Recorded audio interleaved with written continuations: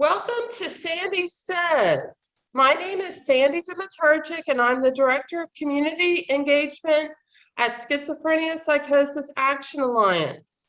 This month is Minority Mental Health Month. Today I'm joined with Zuhura Namibia, who will help me with the interview of Dr. Amy Weisman de Mamani with University of Miami in Florida. She is the author of Culturally Informed Therapy for Schizophrenia, a family-focused cognitive behavioral approach clinician guide. Dr. Weisman de Mamani, please introduce yourself and your role in conducting research on schizophrenia. Of course, and thank you both so much for having me. I'm delighted to be here. So I am a clinical psychologist and I'm a professor at the University of Miami, and my role in conducting research in schizophrenia is a program that's been focused on the manifestations, meaning the way that illness looks across different cultures and how the course varies, and I've been very heavily involved in developing and testing family-focused treatments for the intervention that take cultural beliefs and values into account. How long have you been doing this research, and why did you choose this subject? It's hard to fathom, but I've been at this area of research for about 30 years because I started as a graduate student, and I kind of fell into this particular area by chance. As an undergraduate, I was a psychology major, and I had a dual degree in linguistics with a concentration in Spanish.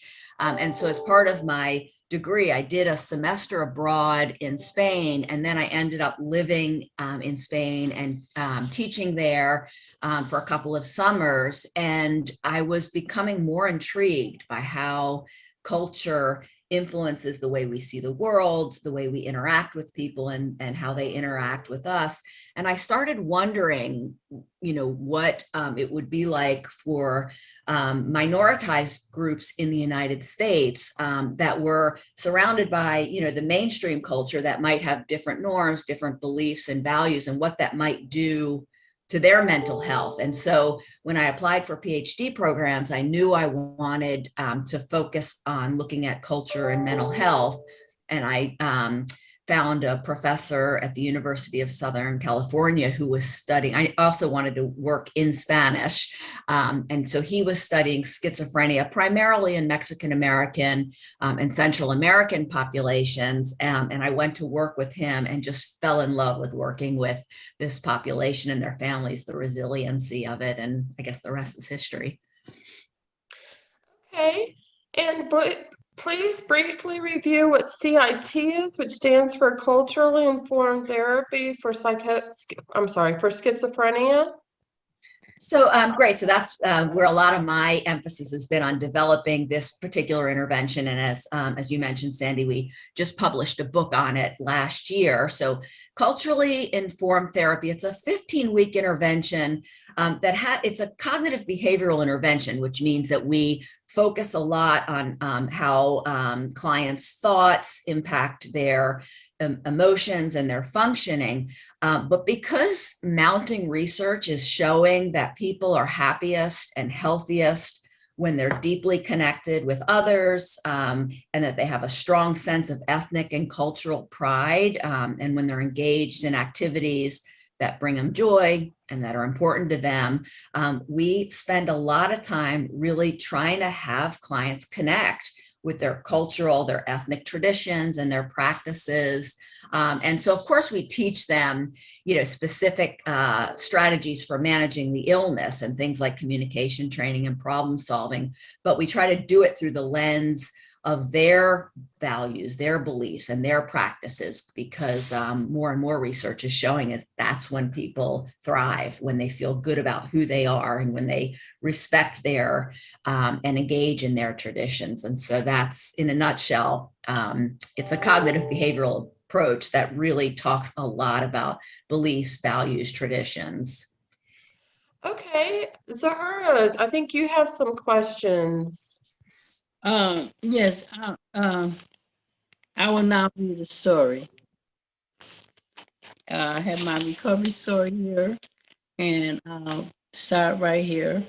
My name is Zuhura, and I have an illness, schizoaffective disorder. It's not define me as a person. I would like to share my story with you. What it was like. I started out drinking alcohol and taking amphetamine. I became addicted. There was an incident on my birthday that traumatized me. I was assaulted and violated. When I was 6 months pregnant, I was attacked again. It contributed to this impaired relationship with reality and trust issues. I was hearing voices. It was a dark path to brokenness. I became homeless and was appointed guardian of the state. What happened at the age of 27, I started college to get a degree in human services and mental health. At this time, I realized I needed help with substance abuse and trust issues. This was the beginning of my recovery. I started hearing voices in 2003 and was diagnosed with the illness schizoaffective disorder. I was hospitalized 15 times due to my illness. What it's like now. The best thing about my recovery is I can accept it and my limitations. I became independent after being in guardianship for 5 years. I have been in recovery since 2009. On my journey, I have achieved an associate's degree in mental health and a psychiatrician certification and a peer support specialist certification. I am a group leader in the organization's Schizophrenia Alliance. I belong to New Day Clubhouse, which is a nonprofit psychosocial rehab agency that is managed by the members who have mental illness. Thank And you, Zahura. Oh, sorry, go ahead. you're welcome. Okay, Dr. Weisman, can you talk about the cause of schizophrenia, genetic predisposition, biological predisposition, stressful environment, or all three? What are the cognitive symptoms like disorganized thinking, difficulty concentrating, or difficulty following instructions? Certainly. First, let me say what an incredible story. And it's so inspiring that here you are with a college education and providing peer support to people in need who often respond beautifully with people who actually have lived experience. So I want to say that first. Your first question, I think, was about the cause of the disorder. I think most experts agree that there is a genetic component that people inherit, a biological component. And the reason that that is the perception is it tends to run very strongly in families. And you might say, well, families are also, they share environment, and that's true. But even if a child, for example, is adopted at birth and doesn't grow up with their biological family, if there is a history in the family, they're much more likely to display the disorder at a later age, even if their adopted family doesn't have it. So most people would agree that it is something that you don't just get, that you inherit a disposition for, but the environment is hugely impactful in the way the disorder progresses. So if people live in environments where they have a lot of support around them from family and friends, and they have meaningful activities, and they're engaged in things like you are engaged in, they tend to have a much better course of illness. So it's both nature nurture in terms of the cause. And then you asked a little bit about the symptoms, I think, and in particular, you were interested in some of the cognitive impairment. So I should probably first say, as you both know, the what we call the hallmark symptoms, or the symptoms that kind of define schizophrenia as compared to other disorders, are the psychotic, or we call them positive, not that there's anything necessarily positive about them, but they're behavioral excesses. So that suspiciousness, maybe delusions, believing things that most other people wouldn't believe, like thinking that somebody's trying to poison you or implant electrodes in your brain, or hallucinations, hearing voices. And those symptoms tend to also be associated with some cognitive impairments. You mentioned thought disorder. So if you're having those experiences, it's often distressing. And so thoughts often become a little jumbled and hard to follow.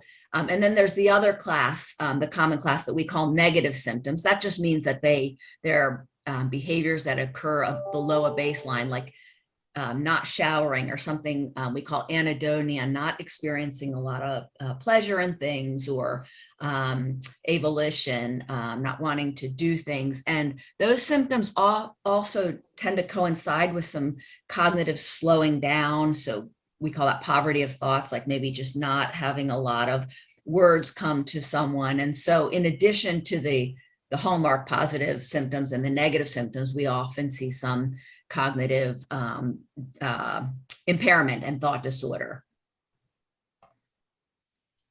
Did that answer your question? Yeah, it was pretty thorough, and I did get pretty much some info from the manual. Okay. Well, how can you have schizophrenia? How can one who has schizophrenia prevent stress? It's funny. Stress is so inherent in life. I think it's something, preventing it completely probably isn't possible, but I think research shows that having a balanced, meaningful life with activities that match where a person is in their stage of recovery. For example, if you're able to work like you are, working can bring meaning and a sense of purpose in life, and that's excellent.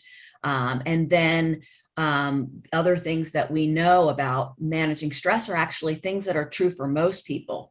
Getting a good night's sleep, engaging in soothing activities. That could be taking walks in nature, meditation. And then of course, for people with mental illness, often having a good therapist who can help you manage stress is a way to go. And being on proper medications is often very helpful in managing the ups and downs of illness, which is very stressful. So those are some of the things I think people can do.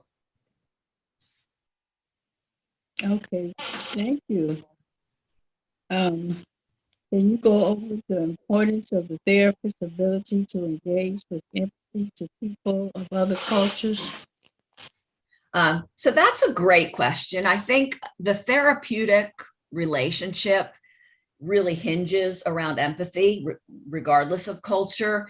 And because people from different backgrounds, as I mentioned earlier, often see the world very differently, I think one of the skills that therapists really need to hone if they want to engage with people from a diverse array of backgrounds is learning to listen and learning to recognize that the client is the expert on their experience. And that's going to be true whether you think you share the same cultural backgrounds, because we all have multiple intersecting identities, or not. So I think really asking questions and listening and trying to see the world in the way that your clients does is critical for good therapy, regardless of cultural background. And it becomes even more important when you don't share the background, because we tend to, humans are ego and ethnic centric. They tend to think that we do this unconsciously. We tend to think that everybody thinks in the way we do, in the way our ethnic group does. And so I think learning to recognize that and ask questions and try to see things through your client's eyes is a way to go. Yes, I think that's good. What you said about the person is has their own experience, and you look at the interaction between the therapist and the client as having a wholeness. The the whole person is involved. Thank you. Okay, the next step, the next question is, um, what can I do to better include for better inclusion? How can I use my understanding of different cultures to stop inequity? What I meant by that is, in a culture of humility, they were saying some things like, we are supposed to make sure everything is balanced and um, not just kind of all power to one side, you know. Yeah, so I think this relates to the last question. As individuals, I think we can all really, you mentioned cultural humility, we can benefit by listening to one another carefully and not imposing our own ideas. Often we don't even know we're doing that by stepping back and asking. So that's something we can do as individuals to be better friends, better therapists, better coworkers. And then I think on a societal level, to work to stop inequity, I think we need people from more diverse ethnic, racial, and cultural backgrounds that are in positions of power, like in government, in as clinicians, as lawyers and professionals, because groups, if you belong to a group, one, you tend to have a better understanding of what the needs are, where the inequities lie, and people tend to be more invested in groups that they're a part of, and so then more attention gets paid to these. So I think as individuals, all of us can benefit from really stepping back and listening and not presuming. And then I think as a society, we need more people in power in institutions, in universities, as clinicians and lawyers who can advocate for diverse people that are from these groups. Oh, okay, that's good. Thank you. Um, um, what are the benefits of understanding cultural norms? How can we empower and inspire? What's the benefits of understanding norms? Yeah. Cultural norms. And I think I mentioned this earlier, research is showing that the more pride we have and the more we engage in traditions and practices from our culture, the healthier and happier we are. And so in CITS, we aim to, I think you mentioned, empower and inspire by asking clients questions about what are the traditions in your cultural background. What are things that maybe you as a family used to enjoy, but since you got ill, you're not? And we try to get them and encourage them to really embrace those traditions. That might be cooking ethnic meals together, going to services that they haven't been doing in their religious faith. It could be taking up sports that were part of their culture, like football, soccer, or things that brought them joy and they haven't been doing, because people feel better about themselves when they're doing things that reflect who they are and that bring them joy. So I think asking, if it's in a professional clinical sense, asking clients, what do you love doing? What did your family used to do before that brought you joy that maybe you can do more of now? And showing an interest in clients' culture and their norms. Mm-hmm.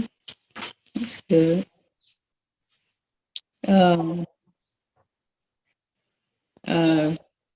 Now, thank you, Dr. Smith. I have more questions.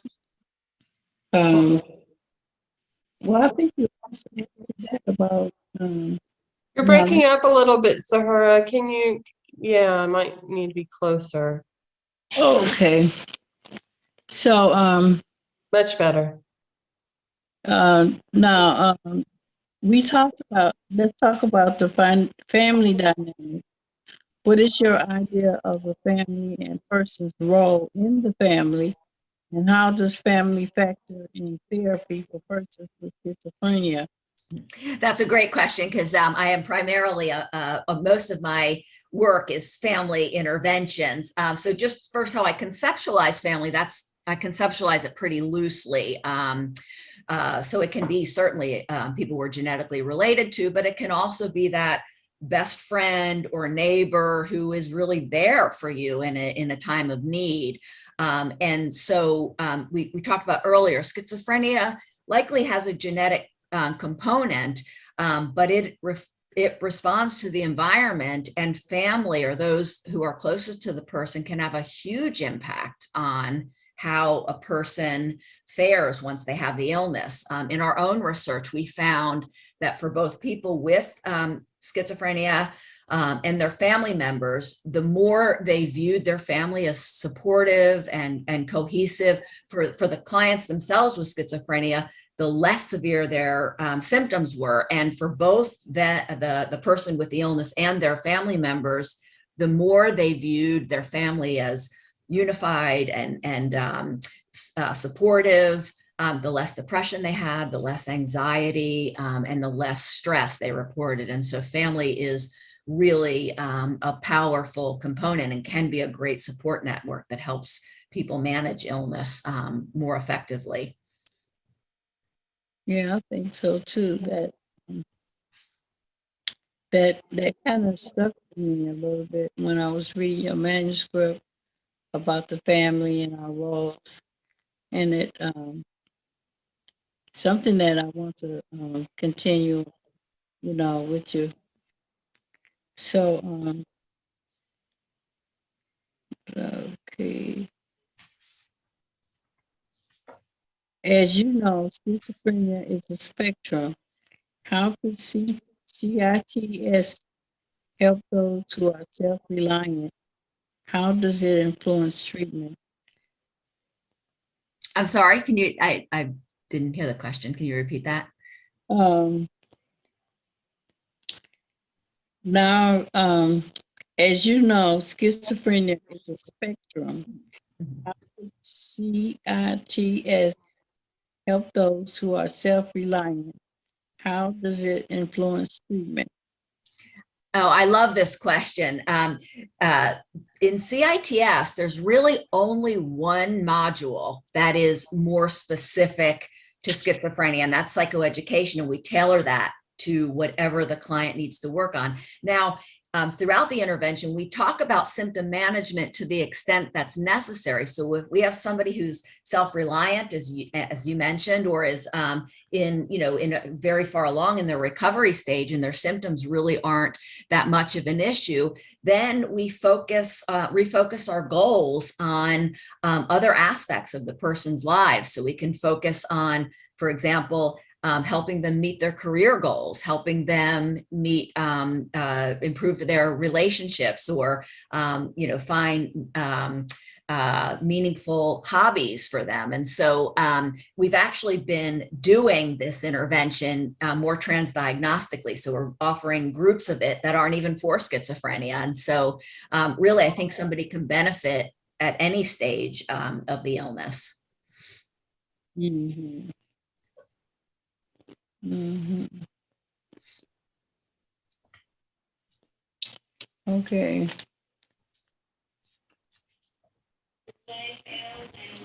Okay. How do you propose to reduce stigma? How do I propose to reduce stigma? That's a good question. I think And this is tie in with the other question. yes. Put it together. Yes, I think one of the ways that we can reduce stigma for schizophrenia is recognizing that, just like cancer or diabetes, it is a genetic biochemical disorder. So there should be no stigma in that. And I think the more we talk about mental illness in society and normalize it, because a lot of people have schizophrenia, 1 in 100 people, and other mental disorders even more so. Depression is 25%. And so I think the more that it's discussed and normalized, because it is so common, the less stigma we're going to see. And then I also think, and this is something you had mentioned earlier, that really helping people recognize that schizophrenia is only one component of a person that has it. It doesn't define the person necessarily. And so, some simple ways that we can stop fusing a person's identity with the illness is to change our language. For example, stop saying that somebody is schizophrenic, rather say they have schizophrenia, to recognize that it's just one aspect of that person. It's not who they, it can be of an important part, but it's not who they are as a whole. So I think normalizing it and being more attentive and sensitive in our language can help. Mm-hmm.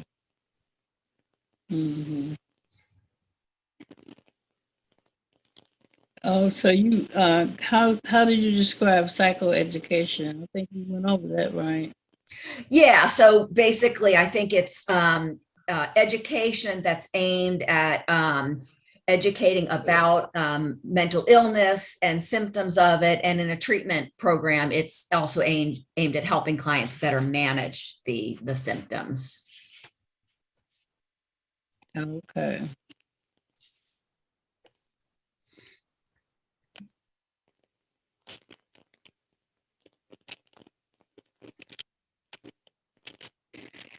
Okay, how can a person understand existential philosophy instead of talking about religion? What alternative ways are there to explore philosophy? That's a great question. In CITS, we have a module that we call Religion and Spirituality, but plenty of people either aren't religious or they don't want to focus on religious beliefs. And so what we do in that case is we tailor the module, we call it existentialism, and we use a very similar set of strategies and handouts, but instead of focusing on specific religious beliefs and practices, we focus on things like increasing empathy, forgiveness to the self and to others, and gratitude. And interestingly, these are all fundamental principles in most major world religions, but they're also valued by many people who aren't religious. And we know from scores of research that engaging in these practices, like helping other people and volunteering and being more empathic, is associated with better mental health. And so that's how we address philosophical beliefs. We try to foster those beliefs that most people value, even if they're not practicing to the extent that they could be. And so we try to encourage that. Like, we know the more gratitude a person feels, even for small things, the better their mental health is. And simply just getting people to focus on that delicious cup of coffee or that good friend that they have, and helping other people. It's one of the best ways to boost self-esteem and to improve mood. And so we just shift the focus a little bit to things that we think are why people who are religious tend to be healthier and happier. It's because there is such a focus on these philosophical existential practices that you mentioned. Okay. Thank you. What are some problem-solving techniques that can be used? How about acknowledging the speaker and share you are interested, paraphrase and clarify by asking questions, and use pros and cons to reach an agreement? So it sounds like you're talking about, we have two modules in culturally informed therapy. One is communication training and one is called problem solving. And so the first thing you said about clarifying, and in the communication training module, the goal of it is to increase adaptive communication, to help clients speak to one another in a clear, concise manner that, one, helps them better advocate for what they want, but it also, we teach them skills so that they're less likely to alienate others in their lives, so they have more supportive relationships. So you had mentioned acknowledging the speaker. Some of the things that we do is have them just start by making sure they're making eye contact, that they speak in clear sentences, and that they think through their points before they talk. And then they paraphrase when you are the listener, that you learn to, before you speak, you paraphrase what the other person said, because it gives you an opportunity to clear up any misperceptions or errors. And so that's one of the strategies we use in communication training. And then I think you mentioned problem solving and pros and cons. We first, because it's a culturally informed therapy, we spend a lot of time really thinking about how to define a problem. Sometimes, because everybody has reserved energy resources, sometimes if something's not a big deal, it's better to let it go so you can focus your energy on things that really matter. So we spend time talking about values and deciding what's worth really thinking about as a problem and addressing head on. And then in that module, we have clients, the family members spend some time first operationalizing what the problem is. That means breaking it down into clear, having a very clear view of what they want to work on and clear steps. And then we have them brainstorm and throw out all sorts of ideas for how they might solve the problem. And at that stage, we don't have them evaluate any of them. They're just trying to get as many ideas on the table.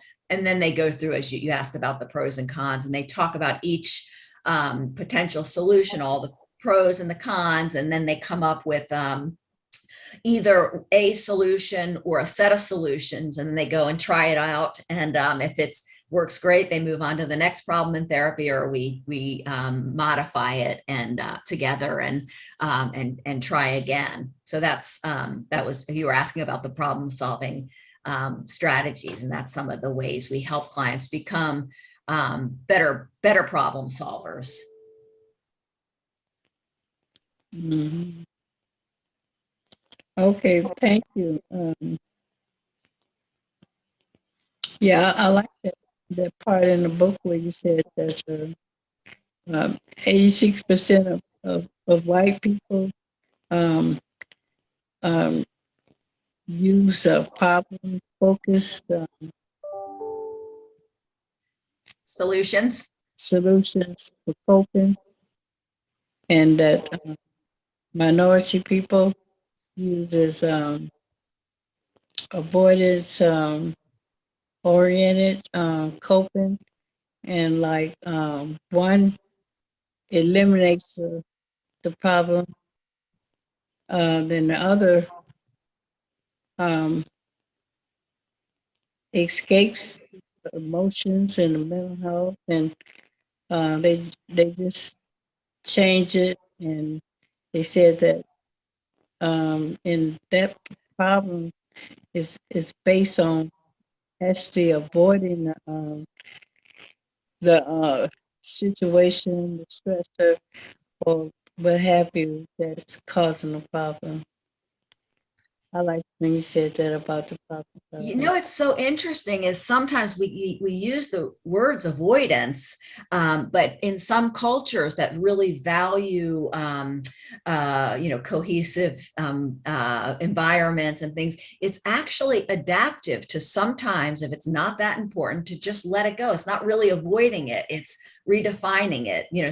So what if you encounter a rude receptionist sometimes? Maybe it's better not to say anything, and so sometimes we call that avoidance or not addressing your problems, but maybe if we don't define something as a problem, then we save a lot of stressful energy if it's not going to impact other aspects of our lives. And so that's what that is getting at, that and many ethnic minority groups, as you know, if you read the book, have a better course of illness, in part because they take things in stride. At least certain groups from more traditional cultures have a more benign course of illness than Anglo-Americans. Oh, okay. Yeah, I have got sometimes, and they said that in the African Americans, the young adults have more stress in their early life, but they don't let it control them, Mm-hmm. or the situation. I think you said that avoidance was um could you repeat that? So I think if somebody is avoiding a real problem in their lives, that can be an issue. So for example, if somebody really needs their medication, but they don't want to take it because they don't like some of the side effects. So instead of trying to figure out the right medication, they don't take it at all. That can be a problem. But if they're instead, if there's maybe a person that they don't see very often and isn't all that influential in their lives, who is disrespectful to them, they could confront the person, and that could be very effective. Or they could decide, you know what, their disrespect is a reflection of them, not of me. I'm not going to address that. That can be, instead of labeling it as avoidance, it can be viewed as choosing battles wisely and not engaging in something that is going to stress them out more and not really help them. So that's what you are reading is getting at, that we don't always need to tackle every problem. Sometimes we can let things go. Oh, that's what I was looking for. I didn't get that note. You said let things go. It's the same as avoiding. Okay. Okay, and that's a way of escape too, right? Okay, so we're almost done. We have I think about one more question.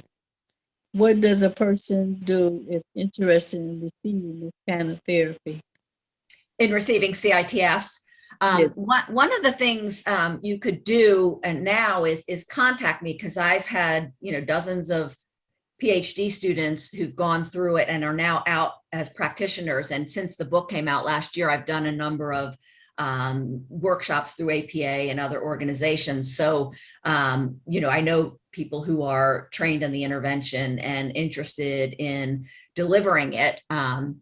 But the other thing people could do is ask, first, do you have a cognitive behavioral foundation? And do you know about culturally informed therapy? So that's another thing you could do, is ask the provider if they provide that kind of an intervention.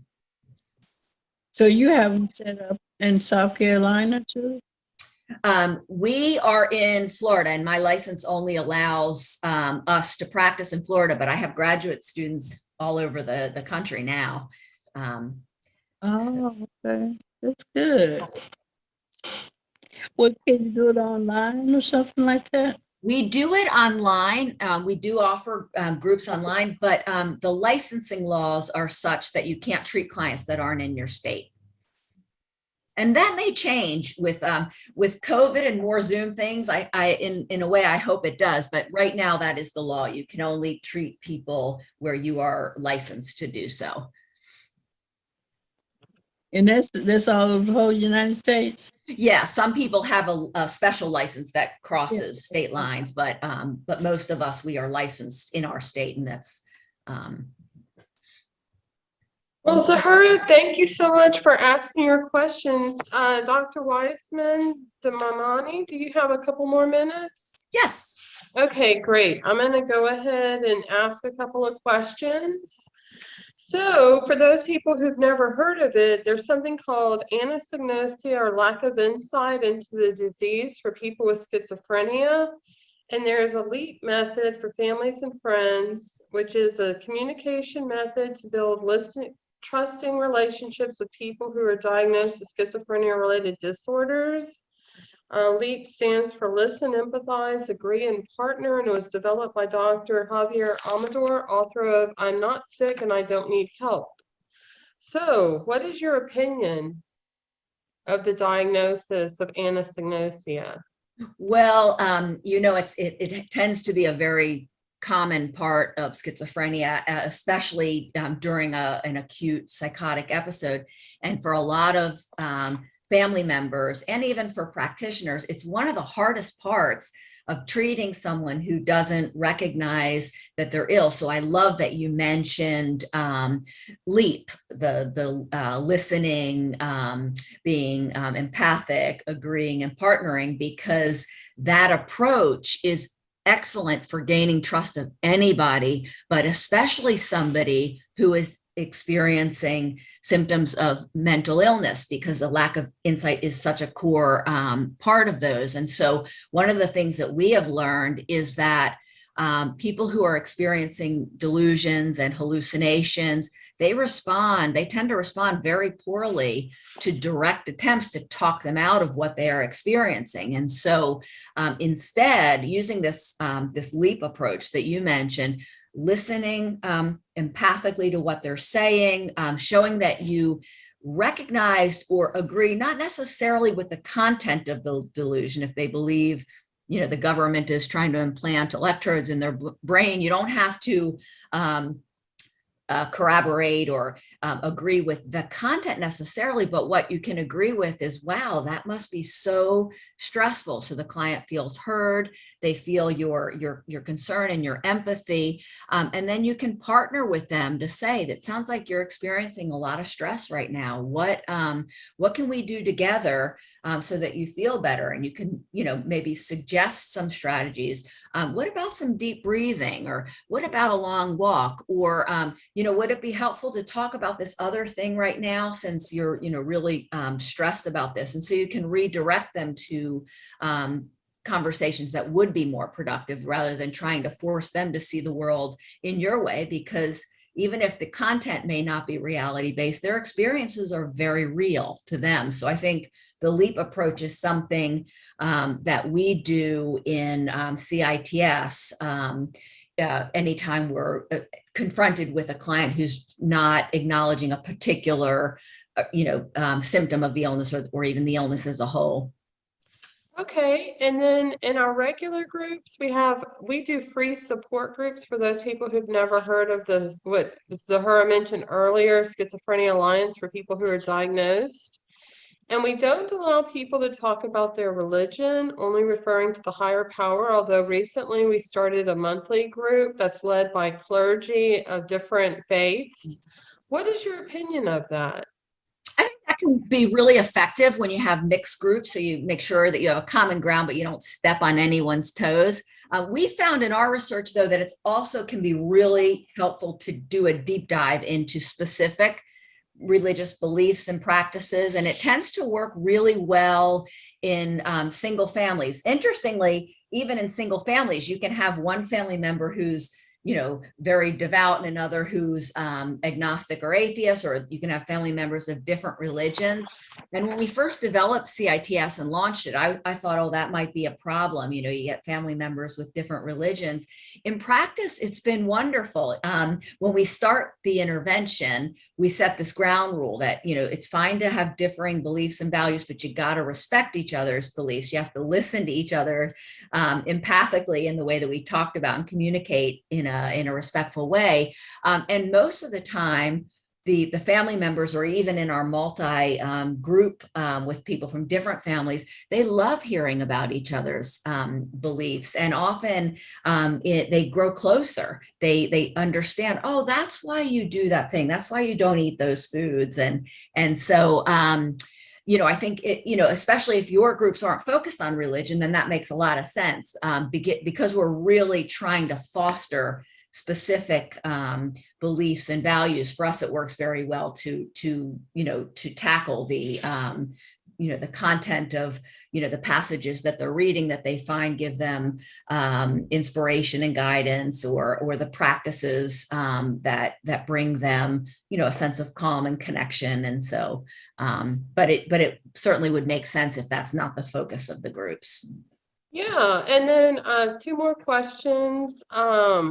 So according to the APA Center for Workforce Studies in 2018, they said that 86% of psychologists in the US workforce were white, 5% were Asian, 5% were Hispanic, 4% were Black or African American, and 1% were multiracial or from other racial ethnic groups. And I found it really interesting in your book, when near the ending of it, about how well people do if they're being served by somebody who might be of a different culture than them. Can you address that? Yes, that's a great question. So first, I should say that I do think it is critically important to train clinicians that look like and reflect the demographics of the populations that they're going to work with, in part because researchers and clinicians are also products of their culture. And so sometimes important nuances are missed when we only have one or two perspectives represented. So I think that, and we've seen this time and again, our research improves when we have diverse people looking at it, critiquing it. Ultimately, it leads to better interventions and better models of psychopathology. So that what you read isn't to say that we don't need to train diverse people, but having said that, everybody has multiple intersecting identities. So even people who on paper seem like they're from the same cultural background may view the world very differently. And so, and that's where this thing, cultural humility, Zuhura mentioned this earlier, that's where that comes into play. Therapists, even if they think they're from the same background, should never assume that they know how another human being thinks and feels about things. And so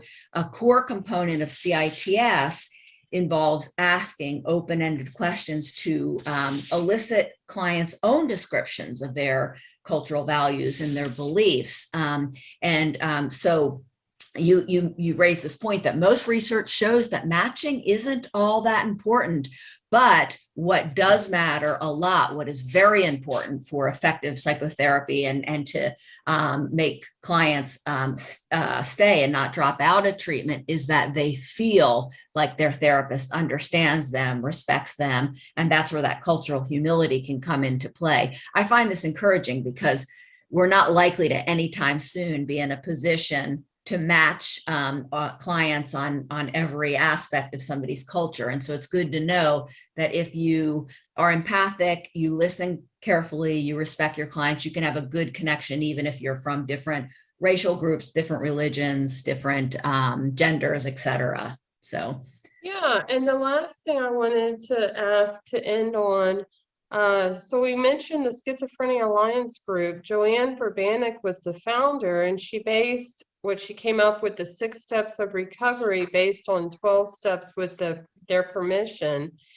Could you just talk on about the relationship between using the 6 steps and also using CBT or DBT?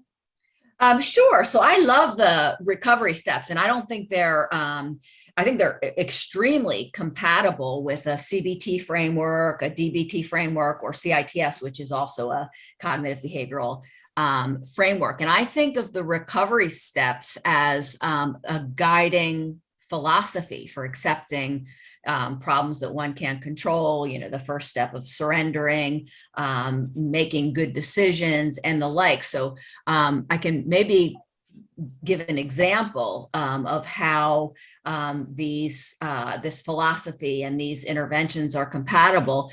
You might have a client who is ashamed, expressing, feeling bad about the fact that they need a lot of family help and support, and they feel really embarrassed. And so the therapist, with that first recovery step in mind, might try to reframe by asking questions about, what's so terrible about having your family help you, and getting the client to, talk about, well, like, what is your view of family, and getting the client to reframe that as, well, I guess family's really there to help and support one another in times of need. And so I think we often in CITS anyway, and in DBT and in many other cognitive behavioral frameworks, we try to gently help the client reframe their thoughts that are in line with these steps of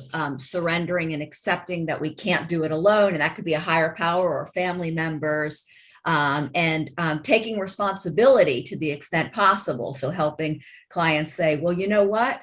You weren't able to drive yourself, but you took responsibility by asking a trusted family member to get you to that appointment. And that is, and that's what, you know, in your culture, in your family, as you told me, that's what family members do. And so, you know, I think the recovery steps are wonderful, and we use them sometimes directly, sometimes indirectly in CITS and in other frameworks, like you know, other cognitive behavioral frameworks, and DBT is a cognitive behavioral framework. Well, Zuhura, do you have anything to add before we close? Go ahead. Yeah. You were saying something about culture, humility, but the culture competence is the foundation of the whole essence of having knowledge of self-awareness and being aware and learning more about your culture and other people cultures, and being able to serve them based on their I would say their norms, what they feel that is normal for them to do. So my culture is a little bit different than a lot of people. It's unique. I have an African name, and I chose it um, because of my um, identification was like kind of distorted in a way, you know. So Uh, it's an understandable thing that some people might not understand that. So I would just like to put that out there. I love what you said in the first part. When I teach classes on cultural diversity and mental health, the first thing that we do is the first assignment is to have students write a very in-depth cultural analysis, because I think the more you know about your own culture, the better you're going to be able to recognize that other people may have different viewpoints. If you don't know that that's a cultural assumption, you just assume it's a human belief and value. And so I think that's why I always tell students, travel abroad, live abroad. I learned more about my own culture living in Spain than I ever did in the US. And so it really does help to learn as much as you can about other cultures, as long as you remember that just because somebody is from a particular culture, they may or may not identify with certain beliefs and values. So you still have to be culturally humble. So you're always sort of, you can have hypotheses going in from what you learn, but you always got to be testing them out, or you're apt to make some pretty grave errors. And so, you know, I think I love what you said. I think learning about your own culture and learning as much as you can about other cultures might get you to the right hypothesis more quickly, but it's always a, you know, it's always a shifting lens. Is this, does the person fit the culture here, or is this unique to them, and asking the right questions. Right. Well, thank you so much, Dr. Weisman de Mamani, for letting us interview you. Thank you, Zuhura, for doing such an awesome job on your first time interviewing. And everybody, don't forget to check out Sandy Says on the YouTube channel for Schizophrenia and Psychosis Action Alliance. Have a great day. Thank Bye. you both. It's been a pleasure.